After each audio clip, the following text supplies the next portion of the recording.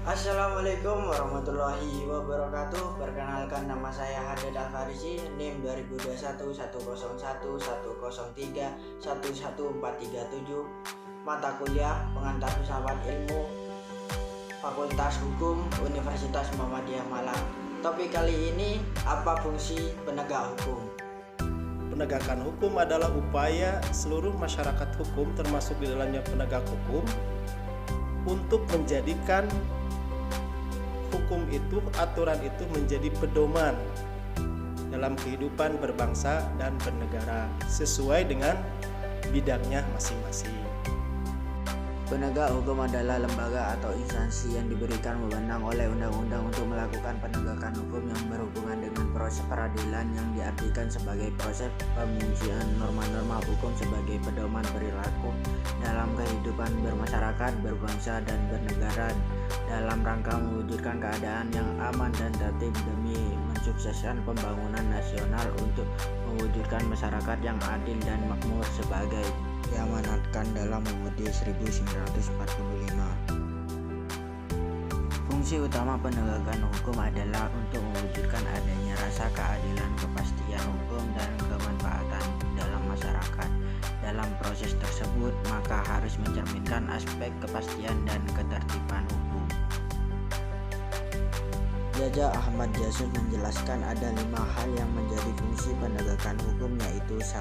Mengubah pola pikir masyarakat, 2. Pengembangan budaya hukum, 3. Jaminan kepastian hukum, 4. Pemberdayaan hukum, 5. Pemenuhan keadilan. Indonesia memiliki sejumlah lembaga penegak hukum yang bertanggung jawab atas penegakan hukum di tanah air. Lembaga-lembaga penegak hukum tersebut diantaranya yaitu 1. Kepolisian Negara Republik Indonesia atau Polri. Lembaga kepolisian merupakan kekuatan utama dalam pertahanan dan keamanan menurut pasal 30 UUD 1945.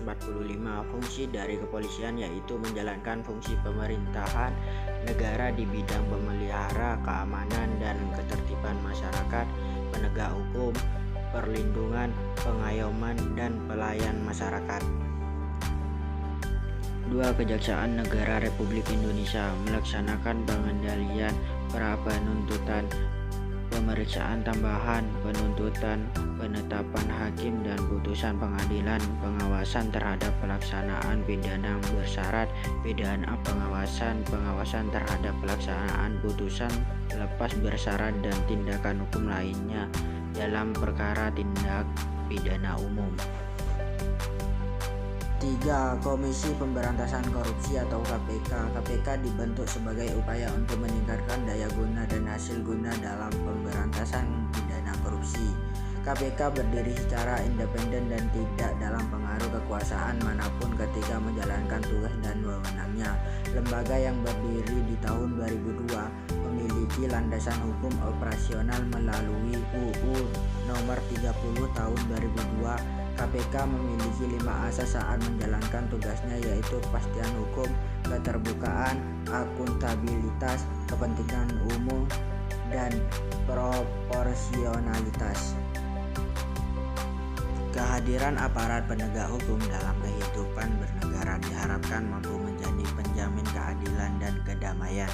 Segala bentuk pelanggaran yang menyalahi norma hukum dapat ditindak. Dengan demikian, rasa damai dapat dirasakan oleh masyarakat dan kondisi keamanan cenderung stabil. Sekian, terima kasih. Kurang lebihnya saya mohon maaf. Wassalamualaikum warahmatullahi wabarakatuh.